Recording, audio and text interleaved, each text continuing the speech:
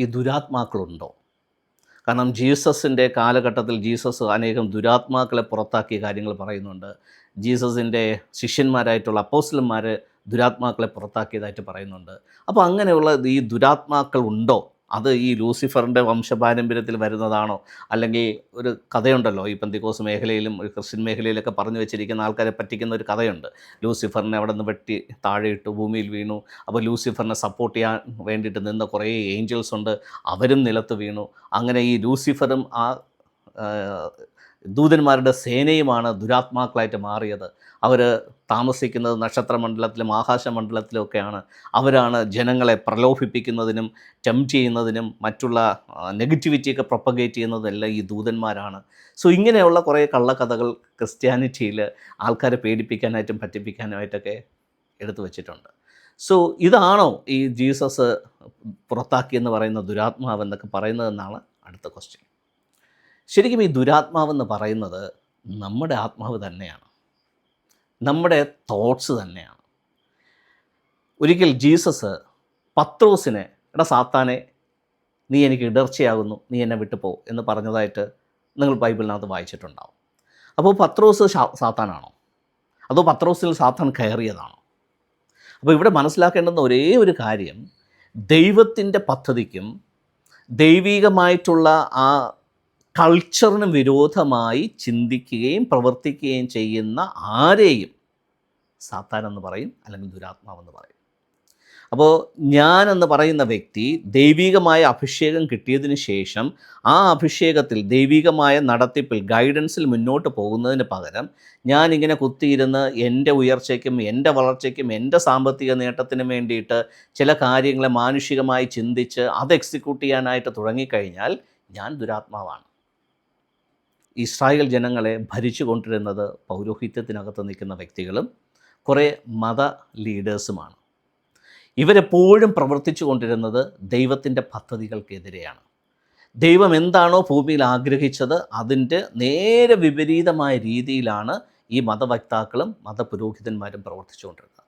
So ഈ 7 ദിവസവും ജനങ്ങളെ പറ്റിച്ചും ജനങ്ങളെ മുതലെടുത്തും ജീവിക്കുന്ന ഒരു കൂട്ടമായിരുന്നു ഈ പൗരോഹിത്യത്തിനകത്ത് നിൽക്കുന്നവരും മതനേതാക്കന്മാരും. സോ ഇവരുമായിട്ട് കണക്റ്റ് ചെയ്ത് നിൽക്കുന്ന ഒരു വ്യക്തിയെ ഡിവൈൻ പർപ്പസിനകത്തേക്ക് നമ്മൾ കൊണ്ടുവരുമ്പോൾ അതിൽ നിൽക്കാതെ ഈ വ്യക്തി വീണ്ടും ഏതിലോട്ട് മാറുകയാണെങ്കിൽ മതത്തിൻ്റെ തിയറിയിലേക്കും ആ മതത്തിൻ്റെ പ്രവർത്തനങ്ങളിലേക്ക് മാറുകയാണെന്നുണ്ടെങ്കിൽ 7 ദിവസവും ഇവനെ അതിനകത്ത് എൻഗേജ് ചെയ്യിപ്പിക്കാൻ വേണ്ടിയിട്ടുള്ള അനേകം വ്യക്തികൾ, ദുരാത്മാക്കളായിട്ടുള്ള വ്യക്തികൾ, പുരോഹിതന്മാർ, മതവക്താക്കൾ പുറത്ത് റെഡിയാണ്. സോ അവർ ഇവനെ ഇങ്ങനെ 7 ദിവസവും കാർന്നു തിന്നുകൊണ്ടേയിരിക്കും. സോ അവരുടെ പ്രൊപ്പഗേഷനകത്ത് അല്ലെങ്കിൽ അവരുടെ ഈ അജണ്ടയ്ക്കകത്ത് ഇവനെ അവർ തളച്ചിടും. ഒരിക്കലും ഡിവൈനിറ്റിയിലേക്ക് വരാനായിട്ട് അവരെ അനുവദിക്കത്തില്ല. ജീസസിനും സംഭവിച്ച ഇതാണ്. ജീസസ് ആ ഡിവൈൻ മിഷനുമായിട്ട് മുമ്പോട്ട് പോകുമ്പോൾ ഇവർ ജീസസിനെ തളച്ചിടുന്നു. അതാണ് ക്രൂശീകരണം. ജീസസിൻ്റെ ഡിസൈപ്പിൾഷിപ്പിൽ നിൽക്കുന്ന വ്യക്തികളും ജീസസ് പറഞ്ഞ കാര്യങ്ങൾ ചെയ്യാനായിട്ട് മുമ്പോട്ട് പോകുമ്പോൾ ഓരോരുത്തരായിട്ട് അവർ കൊളുത്തിട്ട് വലിക്കുവാണ്. ആദ്യം ആരെ വലിച്ചു? യൂദാസിനെ വലിച്ചു. അപ്പോൾ യേശു അവസാനത്തെ അന്ത്യ നാളിൽ അപ്പക്കഷ്ണമെടുത്ത് ചാറിൽ മുക്കി യൂദയ്ക്ക് വായിൽ വെച്ച് കൊടുക്കൂ എന്നെഴുതിയിരിക്കുന്നൊരു ഭാഗമുണ്ട്. തൊട്ടടുത്ത് എഴുതിയിരിക്കുന്നത് അവനിൽ സാത്താൻ അപ്പോഴത്തേക്ക് കയറിയെന്ന സാത്താൻ കടന്നു വന്ന. ഏതാ ഈ സാത്താൻ? ഈ മതവക്താക്കളുടെ ചിന്ത, ഈ മതവക്താക്കളുടെ പ്രലോഭനങ്ങൾ, ഈ മതവക്താക്കൾ അവന് നൽകിയിരിക്കുന്ന ഓഫറുകൾ, ഈ ചിന്ത അവൻ്റെ മനസ്സിൽ കയറിയതിനെ കുറിച്ചിട്ടാണ് അവിടെ പറയുന്നത്. അപ്പോൾ യേശുവിലൂടെയുള്ള ദൈവിക പദ്ധതികളെ തകിടം മറിക്കാനായിട്ട് യൂദ എന്ന് പറയുന്ന വ്യക്തിയുടെ മനസ്സ് ആർക്ക് വശംവദനായി? ഈ മതനേതാക്കന്മാർക്കും മതവക്താക്കളും പറയുന്ന കാര്യങ്ങൾക്ക് വശംവദനായി എന്നുള്ളത് കൊണ്ടാണ് അവിടെ അവനിൽ സാത്താൻ കയറി എന്ന് പറയാൻ കാരണം. ആ തോട്ട് കയറി എന്നുള്ളതാണ് അവിടെ ഉദ്ദേശിക്കുന്നത്. സോ ദുരാത്മാക്കൾ എന്ന് പറഞ്ഞ് ഒരു വിഭാഗം ഇല്ല. ദൈവം അങ്ങനെ ഒരു വിഭാഗത്തെ ഉണ്ടാക്കിയിട്ടില്ല. അവരെപ്പോഴും മനുഷ്യരെ പ്രലോഭിപ്പിക്കാനും മനുഷ്യരെ കഷ്ടപ്പെടുത്താനുമായിട്ട് ദൈവം അപ്പോയിൻ്റ് ചെയ്തിട്ടില്ല. ഇതെല്ലാം മതം നിലനിൽക്കാനായിട്ട് അവരുണ്ടാക്കിയിരിക്കുന്ന കള്ളക്കഥകളാണ്. അപ്പോൾ സ്വാഭാവികമായിട്ടും അടുത്ത ഒരു ക്വസ്റ്റ്യനുണ്ട്. അങ്ങനെയാണെങ്കിൽ ഈ കാലഘട്ടത്തിലും പെന്തക്കോസ്ത് പോലെയുള്ള ചർച്ച വിഭാഗങ്ങളിൽ പാസ്റ്റർമാരും മറ്റുള്ള ബ്രദേഴ്സും ഒക്കെ സാത്താൻ ഒഴിപ്പിക്കുന്ന, ഭൂതത്തെ ഒഴിപ്പിക്കുന്ന ചില പരിപാടികളുണ്ടല്ലോ.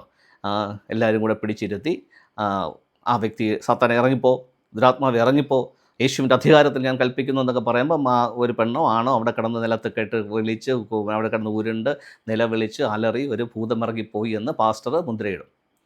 ഓക്കെ, സോ ഇത് എല്ലാ ആഴ്ചയിലും ആ വ്യക്തിയെ പിടിച്ചിരുത്തി ഇത് ആവർത്തിക്കുകയും ചെയ്യും. ഒരിക്കൽ പോയി കഴിഞ്ഞാൽ ആ ഭൂതം പോകത്തില്ല, വീണ്ടും വീണ്ടും ആ ഭൂതം വരും, വീണ്ടും വീണ്ടും എല്ലാ ആഴ്ചയും ഈ പരിപാടി തന്നെയാണ്. സോ ഇതൊക്കെ ഈ മതത്തെ നിലനിർത്താൻ വേണ്ടിയിട്ട് ഇവരുണ്ടാക്കി വെച്ചിരിക്കുന്ന ഗിമിക്സുകൾ മാത്രമാണ്. അങ്ങനെ ഒരു പരിപാടിയേ ഇല്ല. ദുരാത്മാവെന്ന് പറയുന്നൊരു കാര്യം ഈ പറയുന്ന കോണ്ടസ്റ്റിനകത്തില്ല. സോ ദുരാത്മാവെന്ന് ബൈബിൾ പറയുന്ന കാര്യം ഇത്രയേ ഉള്ളൂ. ദൈവത്തിൻ്റെ പദ്ധതികൾക്ക് വിരോധമായി ചിന്തിക്കുകയും പ്രവർത്തിക്കുകയും ചെയ്യുന്ന മനുഷ്യനെ തന്നെയാണ്, മനുഷ്യാത്മാവിനെ തന്നെയാണ് ദുരാത്മാവ് കൊണ്ട് ഉദ്ദേശിക്കുന്നത്. അത് ഏറ്റവും വലിയ എക്സാമ്പിളാണ് പത്രോസിനെ ജീസസ് ക്രൈസ്റ്റ് തന്നെ സാത്താൻ എന്ന് വിളിക്കുന്നതും യൂദാസിനകത്ത് സാത്താൻ കയറി അല്ലെങ്കിൽ അവനിൽ പിശാച് കയറി എന്ന് രേഖപ്പെടുത്തിയിരിക്കുന്ന ഈ രണ്ട് കാര്യവും അതിന് എക്സാമ്പിളാണ്.